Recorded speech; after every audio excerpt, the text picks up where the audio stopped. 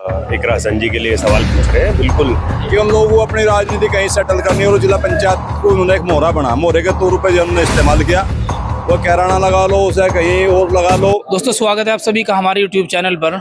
2027 के विधानसभा चुनाव की तैयारियां शुरू हो चुकी हैं और सभी पार्टियां अपने काम पर लग चुकी हैं। जैसे समाजवादी पार्टी पीडीए चौपाल से अपने कार्यक्रम कर रही है, वैसे ही राष्ट्रीय लोकदल पार्टी भी अपने कार्यक्रम अपने सक्रिय अभियान के जरिए शुरू कर चुकी है। आज हम गांव भारसी में हैं और यहां पर राष्ट्रीय लोकदल पार्टी का जो प्रोग्राम था, उस प्रोग्राम में कई सौ लोगों की भीड़ थी। राष्ट्रीय लोकदल पार्टी ने जो अपना कार्यक्रम शुरू किया है, अपने सदस्यता अभियान का, वो अभियान जोरों शोरों पर जारी है। आज इस कार्यक्रम में आए हुए मेहमानों से हम बात करेंगे कि उनका यहाँ आने का मकसद क्या था। जी, क्या हाल है? आज हाल बढ़िया है। तो आपने जो यहाँ ये प्रोग्राम आज किया है, इसके करने का मकसद क्या था? देखिए, पूरा हिंदुस्तान के अंदर जी हमारे सदस्य अभियान चल रहा है। जी ये 14 अप्रैल से हम लोगों ने चालू किया है जी और 31 अक्टूबर को ये समाप्त होगा। जी तो निरंतर चल रहा है। उसी क्रम में यहाँ भी आज आए हैं। जी पूरी विधानसभा में प्रोग्राम लगे हुए हैं हमारे। जी हमारी 3 विधानसभा शामली जनपद में पड़ती है। तीनों विधानसभा प्रभारी हमारे हैं। वो तमाम गाँव में, जैसे आज अरविंद जी ने यहाँ प्रोग्राम किया है, ऐसे गाँव प्रोग्राम हो रहे हैं। लोगों को पार्टी जोड़ रहे हैं, सदस्य बना रहे हैं। तो कितने लोगों को जोड़ने का प्रोग्राम है? हम लोग पूरा 5 लाख, जो हमारा हस्तिनापुर क्षेत्र है, तो 5 लाख लोगों को हम जोड़ेंगे। 50-60 हजार मेंबर हर जगह से हम बनाना चाहते हैं। तो ये जो प्रोग्राम आपने स्टार्ट किया है, ये ऐसा तो नहीं है कि कहीं 2026 के चुनाव को मद्देनजर रखते हुए शुरू किया हो? 26 में 2027 में चुनाव होगा, 26 में नहीं होगा। तो लेकिन ये तो निरंतर हमारा चलता रहा। 22 में चला था, अभी 25 में चला है, फिर 28 में फिर चलेगा। चुनाव से तो कोई तालमेल नहीं होता है, लेकिन संगठन को मजबूत करना हम सब लोग का काम है। संगठन मजबूत होगा, पार्टी स्वतः मजबूत होगी। जब संगठन मजबूत होगा, विधानसभा में भी काम आएगा। ये सब जानते हैं। 2026 में जो चुनाव है, जिला पंचायत के चुनाव, उसमें आरएलडी कितनी सीटों पर चुनाव लड़ने जा रहे हैं शामली में? हमारी सब पे घोषणा हम लोगों ने किया है कि आरएलडी सभी सीटों पे राष्ट्रीय लोकदल अलग से चुनाव लड़ेगी। भारतीय जनता पार्टी अलग चुनाव लड़ रही है, हम लोग अलग लड़ रहे हैं। अभी तो ये हाल है। तो जिला पंचायत चुनाव में गठबंधन नहीं रहेगा बीजेपी के साथ? चुनाव में जब हमारे मेंबर जीत के आएंगे, चेयरमैन भी हम लोग गठबंधन करेंगे। बाकी राष्ट्रीय नेतृत्व क्या फैसला करता है इस बीच में, वो उनका काम है। लेकिन अभी हमारी तैयारी जो है हर सीट पे है और हर सीट पे हम चुनाव लड़ रहे हैं विदाउट गठबंधन। विदाउट गठबंधन। जी, डॉक्टर साहब, क्या हाल है? बढ़िया। आपने जो आज ये प्रोग्राम रखा है, इसके रखने का मकसद 2027 है, 2026 है? नहीं, बेसिकली मेंबरशिप ड्राइव एक रेगुलर प्रोसेस है। जी 2022 में हुआ था, हर 3 साल बाद होना है। उससे पहले 3 साल पहले हुआ था। जी तो वो रेगुलर प्रोसेस है पार्टी को मजबूत करने का। जी तो इसीलिए 2025 में फिर से मेंबरशिप ड्राइव है। फिर 3 साल बाद होगी। वो उसका चुनाव से बहुत ज़्यादा संबंध। हाँ, चूंकि पॉलिटिकल पार्टी है, इलेक्शन लड़ने के लिए हम लोग मैदान में रहते हैं, तो संगठन को मजबूत करने का दायित्व रहता ही है। तो लोकसभा चुनाव में गठबंधन था अपनी पार्टी का, लेकिन अब जिला पंचायत के चुनाव में चर्चा ये हो रही है कि गठबंधन से पार्टी चुनाव नहीं लड़ेगी, अलग लड़ेगी। इसकी वजह क्या है? नहीं, ये तो पहले से ही, चूंकि जो पार्टी का मानना रहा है, जिला पंचायत का चुनाव बहुत क्लोज इलेक्शन है और गांव में हमारी पार्टी बहुत मजबूत है। जी आपने सुना भी होगा, जितने वक्ता थे हमारे, जो सीनियर लीडरशिप थी, सबने आपको बताया कि चौधरी चरण सिंह जी की, चौधरी अजीत सिंह जी की, जयंत चौधरी जी की पार्टी जी किसान मजदूर गरीब नौजवान की पार्टी है। तो हम गांव में बहुत मजबूत हैं। तो ऐसे में यहाँ किसी के सहयोग की बहुत ज़्यादा आवश्यकता नहीं है और अकेले लड़ने की घोषणा हम कर चुके हैं। पूरे प्रदेश में हम लोग अकेले लड़ेंगे राष्ट्रीय लोकदल। तो कहीं ऐसा तो नहीं है कि ये गठबंधन 2027 में खत्म हो जाए? नहीं, अगर आप ध्यान से मीडिया फॉलो करते होंगे, सोशल मीडिया फॉलो करते होंगे, तो वो केवल जिला पंचायत के लिए वो घोषणा हुई है। जिला पंचायत का चुनाव चूंकि सिंबल पे भी नहीं लड़ा जाता। जी जिला पंचायत में बहुत क्लोज कॉन्टेस्ट होता है, भाईचारे से लड़ा जाता है, तो इसमें प्रत्याशी भी ज़्यादा रहते हैं और सभी पार्टियों के, और 10-10, 12 गाँव का इलेक्शन होता है। तो जैसे ग्राम प्रधान का चुनाव भी सिंबल पे नहीं होता, ऐसे जिला पंचायत का चुनाव भी सिंबल पे नहीं होता। अच्छा, अभी आपने भाईचारे की बात की। हमारे इलाके में, पश्चिम में, राजनीति का स्तर इतना कर चुका है कि एक महिला सांसद, उसके बारे में अपशब्द बोले जाते हैं और बोलने वालों के खिलाफ कोई कार्यवाही भी नहीं होती। और जो लोग बोलते हैं उनको ये कहा जाता है कि इनको बीजेपी का सपोर्ट है और आजकल आपका गठबंधन बीजेपी के साथ है। तो इसके बारे में आप क्या कहना चाहोगे? नहीं, आपको तो पता ही, हमारा स्टैंड क्लियर है और राजनीति में हमेशा संस्कारों का और अच्छी भाषा का प्रयोग होना चाहिए, मर्यादित भाषा का प्रयोग होना चाहिए।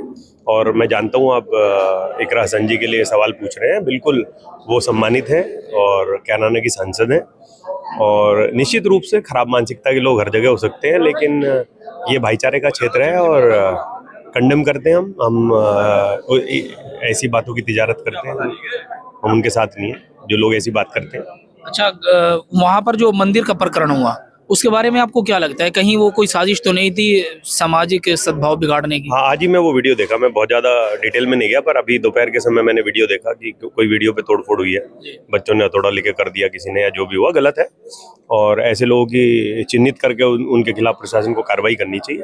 सामाजिक सद्भाव जो तोड़ने का काम करे, समझ लीजिए वो कहीं ना कहीं समाज को खंडित करने के लिए प्रयासरत है, तो उसके संस्कारों में कमी है और राजनीतिक आदमी तो बिल्कुल नहीं हो सकता है।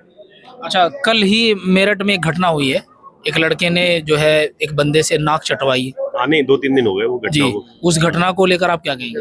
नहीं, ये गलत है, ये गलत है। और देखिए, जैसे यहाँ कार्यक्रम चल रहा है, अब मान लीजिए बाहर कोई एक आदमी जिसकी मानसिकता ठीक नहीं है और जो अपने अंदर कुछ चीजें भर के चलता है राजनीति में, तो वो उसकी भर्त्सना की है, सब लोगों ने भर्त्सना की है, खुद बीजेपी के लोग उसकी मुखालफत कर रहे हैं। तो ऐसा नहीं होना चाहिए, किसी की भी मानवता को शर्मसार करने वाली बात खराब बात है, और मंत्री ने भी उसकी खंडन कर दिया बात का। सुमेन तो मेरे दोस्त भी है और इत्तेफाक से उनका जन्मदिन था उस दिन, और मैं खुद उनको बधाई देने गया सुबह के समय, और हम लोग 11-12 बजे हम साथ बैठे हुए थे, तो बहुत अच्छे माहौल में मेरी मुलाकात हुई और शाम को वो वीडियो आ गया। तो डेफिनेटली वो बच्चे की गलती है, उसने अपनी गलती मान भी ली, सोशल मीडिया पे आया, उसने माफ़ी मांगी।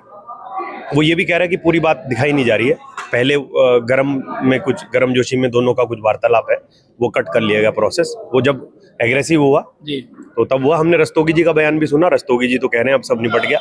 तो ठीक है, इस तरह की बातों को छोटा करना चाहिए, लेकिन गलत है, इस तरह का व्यवहार निंदनीय है। किसी को दबाना समाज में गलत है, चाहे वो किसी भी जाति बिरादरी का हो, चाहे वो किसी पॉलिटिकल पार्टी का हो, किसी रसूखदार परिवार का मेंबर हो, वो इस तरह की घटना स्वीकार्य नहीं है।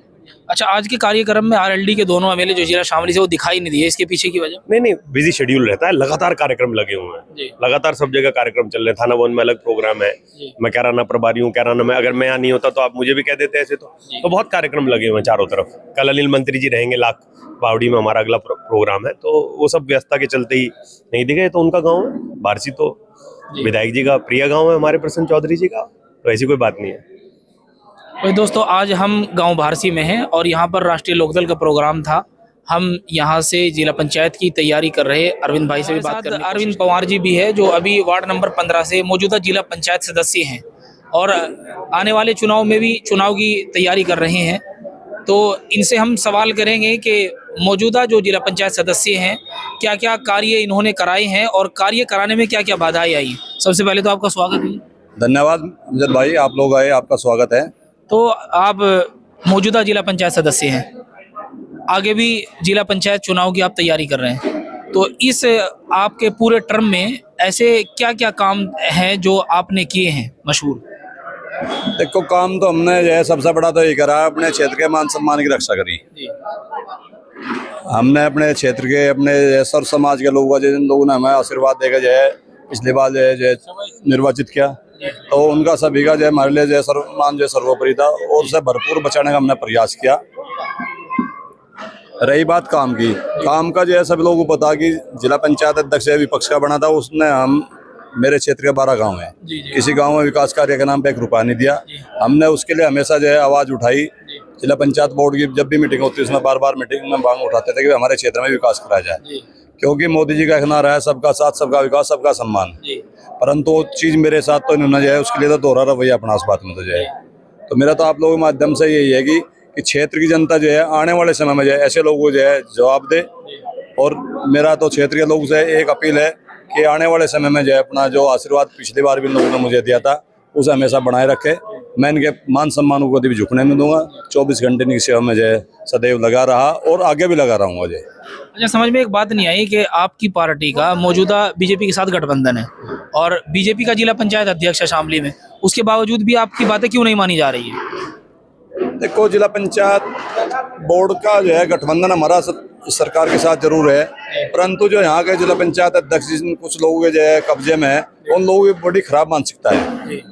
वे कहने को तो अपना को बड़े वो रूप में प्रदर्शित करते हैं, परंतु उन्होंने कभी बड़ा दिल नहीं दिखाया इस चीज में कि सबको साथ लेकर चले, सबके क्षेत्र में समान विकास करे जाए। तो उसी के हम तो केवल जो है द्वेषपूर्ण जो राजनीति उसके शिकार हम लोग हुए। जी। और इन लोगों ने जो है, मेरा नहीं है, मेरे पूरे 12 गांव जो मेरा जो जिला पंचायत क्षेत्र के लगभग 55,000 वोटर है, उन लोगों का अपमान किया। अच्छा, एक बात, एक चर्चा बहुत ज्यादा जिला शामली में हो रही है कि जिला पंचायत अध्यक्ष के जितने काम है वो ज्यादातर कैराना विधानसभा में हो रहे हैं, इसके पीछे की वजह क्या है? इसके पीछे की यही वजह हम लोग तो अब जो महसूस हो रही कि उन लोगों को अपनी राजनीति कहीं सेटल करनी है, और जिला पंचायत को उन्होंने एक मोहरा बना, मोहरे के तौर पर जो उन्होंने इस्तेमाल किया, वो कैराना लगा लो, उसे कहीं और लगा लो, भाई उन लोगों ने अपने अधिकार क्षेत्र के रूप में इस चीज को जो इस्तेमाल किया, जो कि गलत है। अच्छा, नेक्स्ट टाइम आप चुनाव लड़ने की तैयारी कर रहे हैं, उसमें किन किन बिंदुओं पर आप काम करने की कोशिश करेंगे? हमारा तो बिंदु सबसे पहले तो ये कि हम क्षेत्र के जैसा भी लोग हैं, जैसा समाज के जैसे सुख दुख में हमेशा रहे हैं और आगे भी रहेंगे। बाकी हमने आज तक क्षेत्र में कहीं किसी का तो इस पर कोई कार्य नहीं किया।